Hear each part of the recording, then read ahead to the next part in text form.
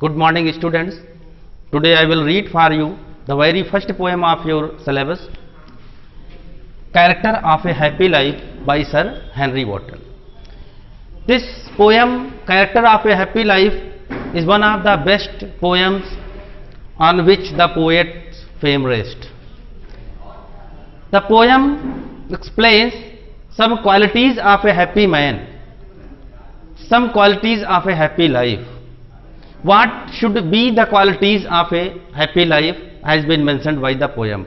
If a person wants to live happily, what should he follow in life? उसे क्या अनुसरण करना चाहिए, इसके बारे में कवि ने बताया है. Let us see all the stanzas of this poem. This poem has 6 stanzas. इस कविता में 6 स्टैंजा हैं. I will read one after I will read and explain one by one for you. Let us see stanza number 1. The poet says, how happy is he born or taught? कितना प्रसन्न है वह born और taught, जो जन्म लेता है अथवा शिक्षा ग्रहण करता है. तो एक्सप्लेन क्या हो जाएगा? Any person who has learned either by birth or by teaching, वह व्यक्ति जो सीख लेता है या तो जन्म से अथवा शिक्षा के द्वारा, that serve not another's will, क्या सीख लेता है? The first lesson of life to live happy is that we should not serve the wills of others. जो कवि लिखता है that serve not, माने जो सेवा नहीं करता है, जो सेवा नहीं करता है, another's will means he is a man of free will. He does not follow the wrong wishes of other. वो किसी दूसरे की गलत इच्छाओं का सम्मान नहीं करता, उनका आदर नहीं करता, उनको फॉलो नहीं करता. वो अपने स्वतंत्र रहना पसंद करता है, स्वतंत्र इच्छाओं का वो स्वामी होता है, या ऐसे कह सकते हैं कि वो अपने मन का राजा होता है. थर्ड लाइन कहती है, whose armour is his honest thought. और आर्मर माने होता है कवच.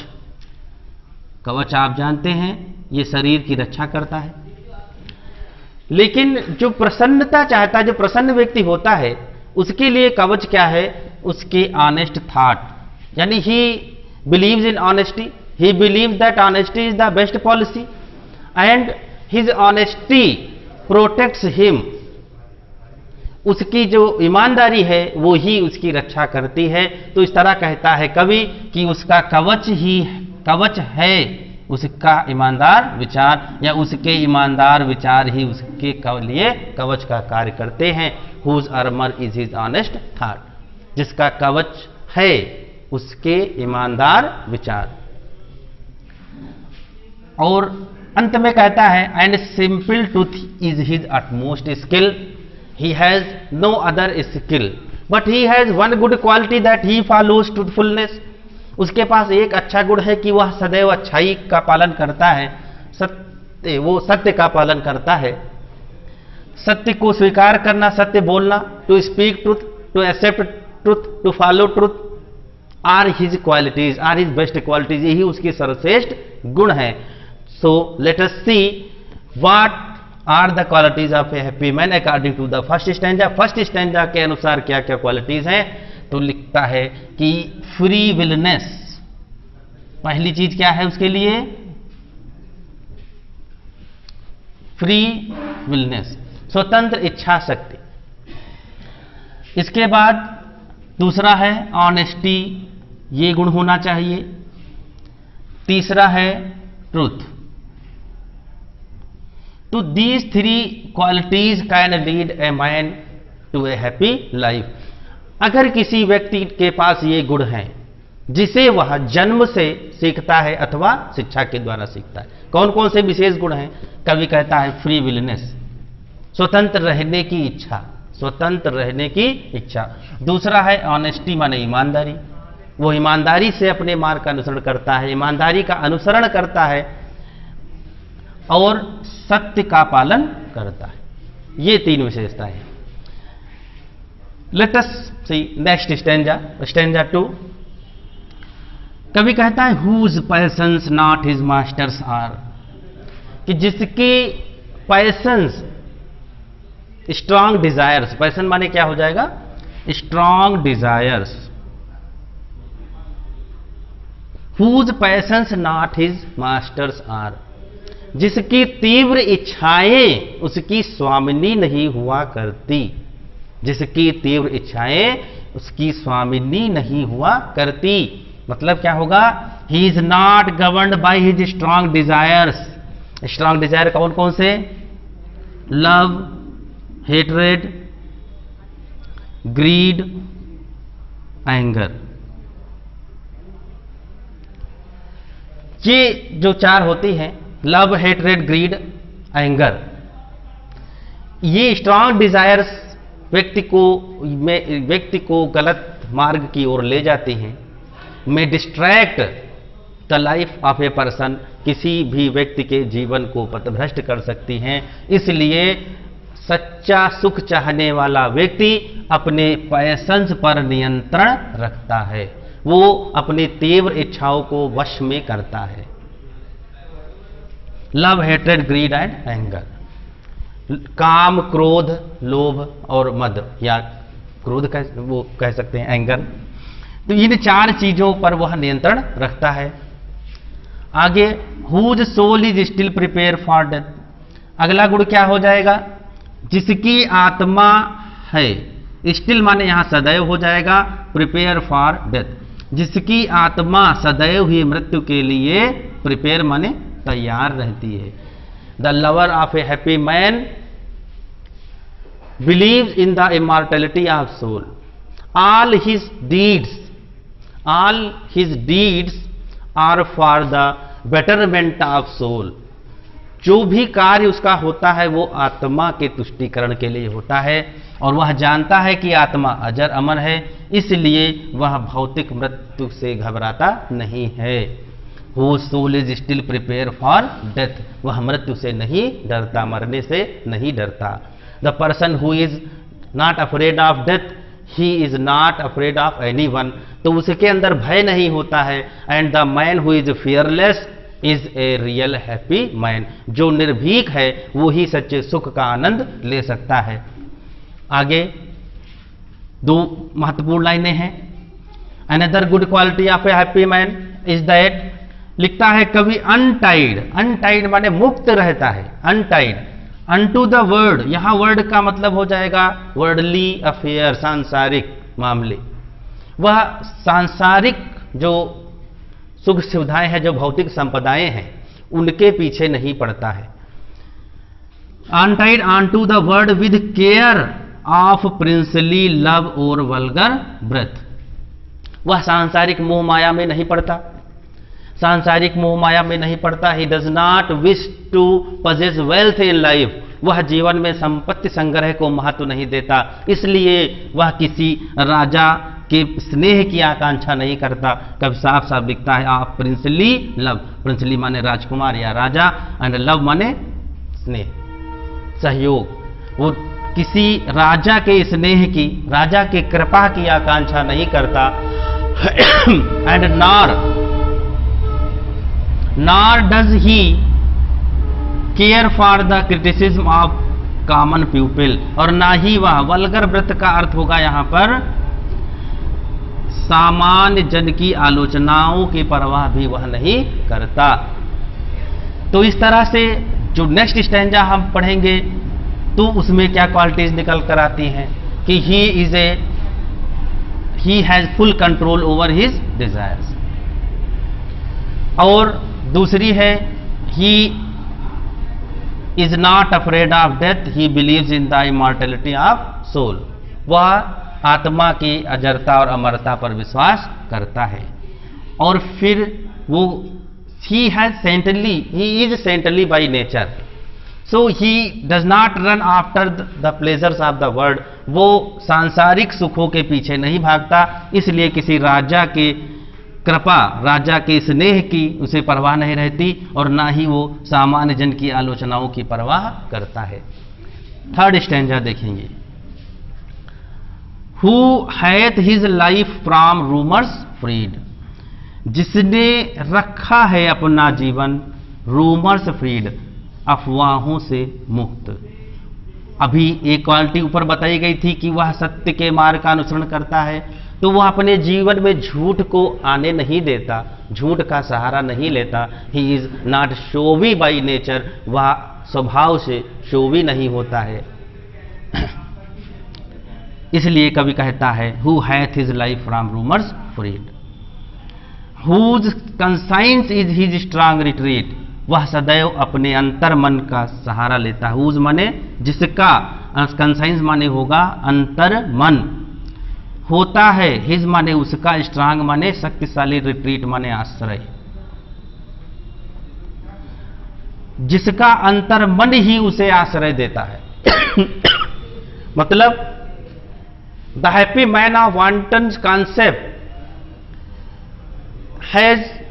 is capable of listening the voice of his inner soul, believing that his inner voice will never betray him।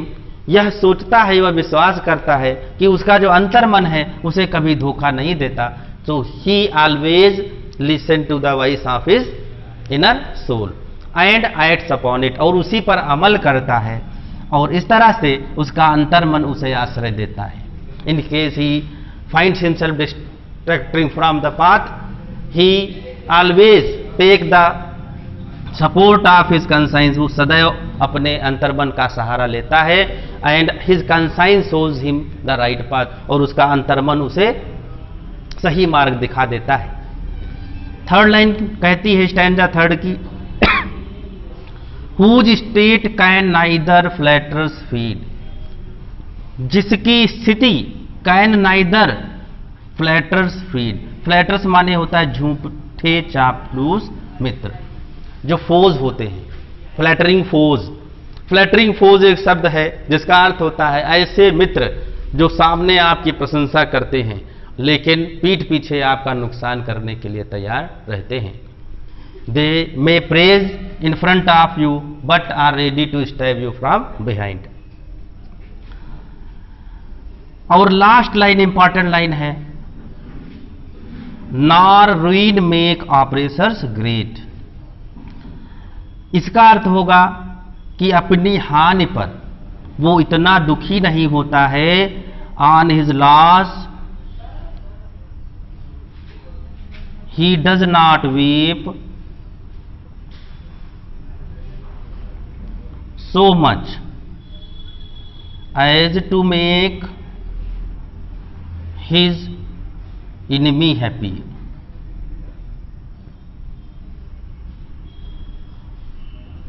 Nor ruin make oppressors great माने क्या होगा, अपनी हानि पर वो इतना नहीं रोता है, इतना विलाप नहीं करता है कि उसके शत्रु प्रसन्न हो सके।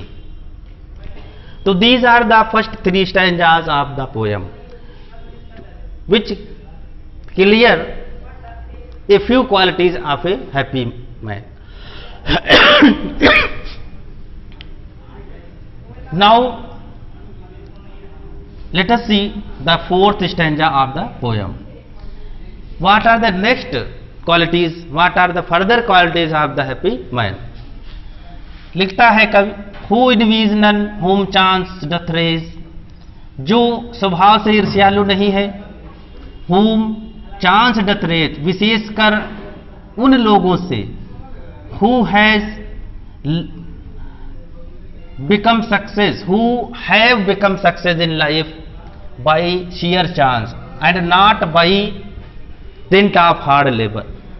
ऐसे लोगों से जो मौका पाकर के महान बन गए हैं, has gained popularity in life, जिन्होंने या जिस व्यक्ति ने लोकप्रियता हासिल की है चांस के द्वारा, by chance and not by labour.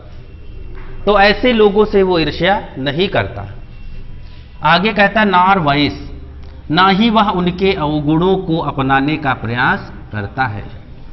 He does not wish to adopt foul means in life to gain success. सफलता प्राप्त करने के लिए वो फाउल मीन्स या अनुचित साधनों का प्रयोग भी नहीं करता।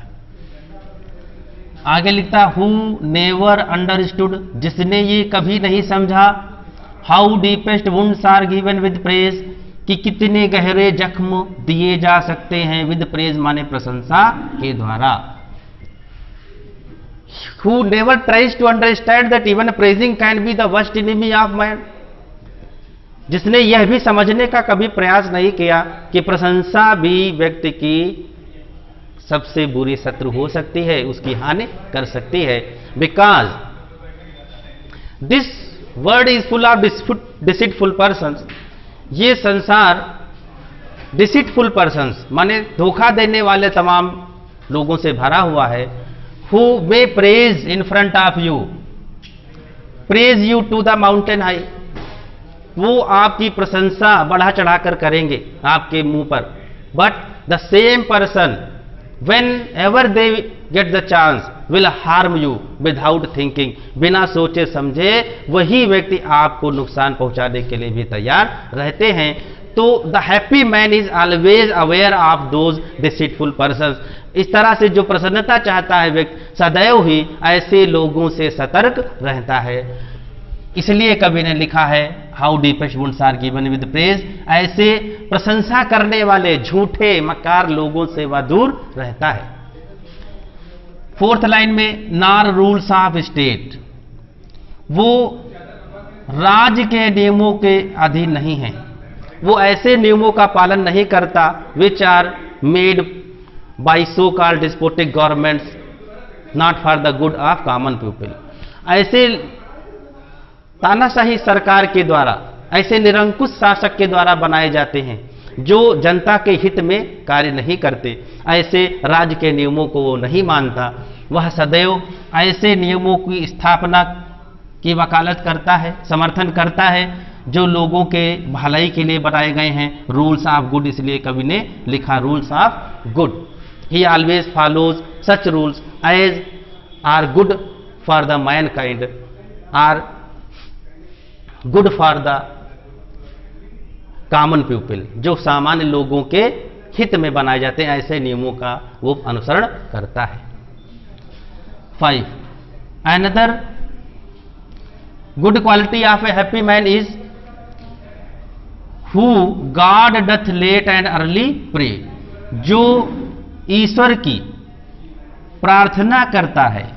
लेट एंड अर्ली माने जब उसे अवसर मिलता है, ठीक, जो ईश्वर की सुबह शाम वंदना करता है या जब कभी भी उसे अवसर मिलता है वो ईश्वर की वंदना करता है। एंड ईश्वर की वंदना तो करता है, happy man is a god loving person, he praise to god with a wish that god should always have his mercy on him, कि गॉड माने ईश्वर सदैव अपनी अनुकंपा उस पर बनाए रखेगा, अपनी दया और करुणा दृष्टि उस पर बनाए रखेगा।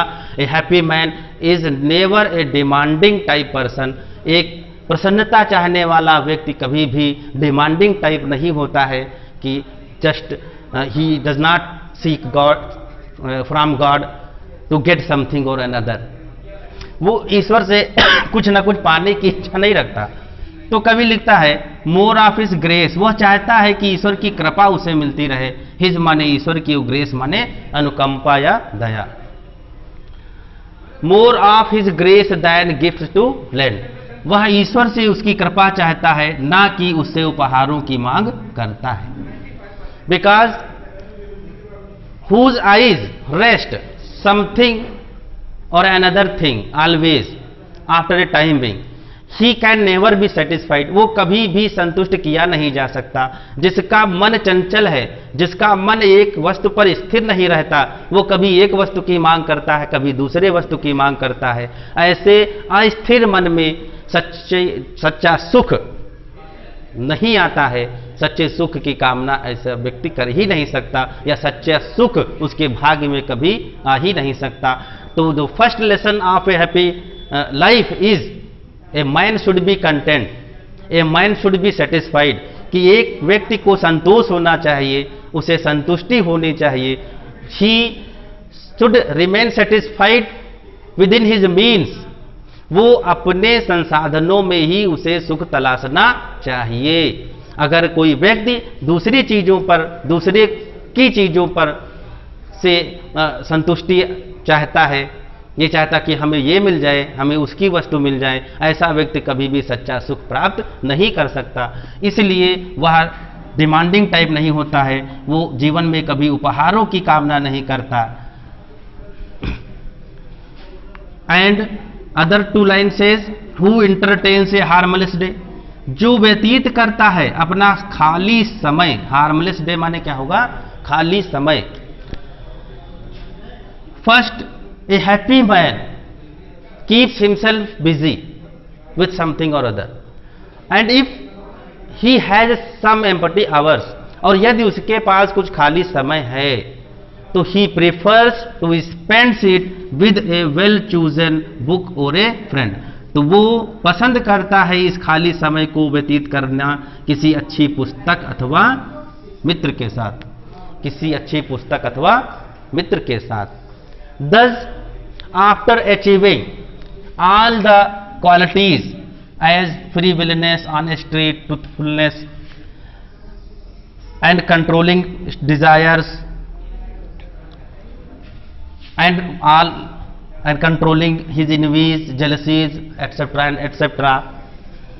This man, ये वाला व्यक्ति, ये सारी चीजें कवर करने के बाद, अचीव करने के बाद, ऐसा व्यक्ति फ्री फ्रॉम सर्विल बाइंड्स, ऐसा ही व्यक्ति, फ्री माने मुक्त हो जाता है, फ्रॉम सर्विल बाइंड्स माने दासता के बंधन से, दासता के बंधन से मुक्त हो जाता है। ऑफ होप टू राइज, दासता का बंधन क्या है जीवन में, होप टू राइज, कुछ पाने की इच्छा, और फियर टू फॉल, ये जो दो विकार हैं मानव जीवन के, जो डीमेरिट्स हैं, ये दो विकार ही व्यक्ति को कभी प्रसन्न नहीं होने देते। पहली चीज, जीवन में कुछ पाने की इच्छा, विच नेवर गेट सेटिस्फैक्शन, जो कभी भी आपको सेटिस्फैक्शन नहीं दिलाती है, which will never get you satisfaction content in life. And fear to fall, और दूसरी शंका, अगर जीवन में कुछ पाने की इच्छा है, लालच है, ग्रीड है, और कुछ खोने का डर है तो लोभ और भय, यदि जीवन में लोभ और भय हैं तो ऐसा व्यक्ति कभी भी सच्चा सुख प्राप्त नहीं कर सकता। इसलिए जो हेनरी वॉटन का प्रसन्न व्यक्ति है, the happy man of वॉटन्स concept is never run after pleasures, वो खुशियों के पीछे नहीं भागता और ना ही उसे कभी भी कुछ गंवाने का डर होता है। He remain satisfied with in his means, वह सदैव अपने सीमा के भीतर रहता है, अपने संसाधनों के भीतर सुखी रहता है। इस तरह से लॉर्ड ऑफ हिमसेल्फ, वो अपने मन का राजा होता है। ये पीछे जाएंगे थोड़ा सा, after controlling his strong desires, after controlling his strong desires he becomes lord of himself, although he has not a piece of land, और यद्यपि उसके पास भूमि का कोई टुकड़ा ना हो, कोई फिजिकल वेल्थ उसके पास ना हो, yet he is the lord of himself, वह स्वयं का स्वामी होता है या स्वयं में स्वामी होता है, ठीक। and after having achieved all the good qualities he has become the truly happy man, वह वास्तविक रूप से सच्चा सुखमय जीवन व्यतीत कर लेता है, वो ट्रूली हैप्पी मैन हो जाता है, वास्तविक सुखी व्यक्ति हो जाता है, आनंदमय व्यक्ति हो जाता है।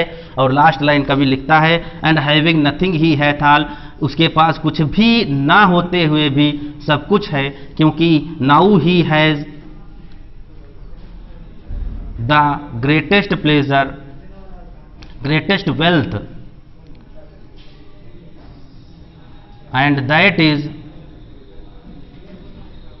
रियल प्लेजर, और वो क्या है, सच्चा सुख, विच money A people divides of, जिससे बहुत से लोग वंचित रह जाते हैं। उस सच्चे सुख को हासिल करके यह रिचेस्ट मैन हो जाता है, सर्वाधिक धनी व्यक्ति हो जाता है और सर्वाधिक सुखी व्यक्ति हो जाता है। That's all, thank you.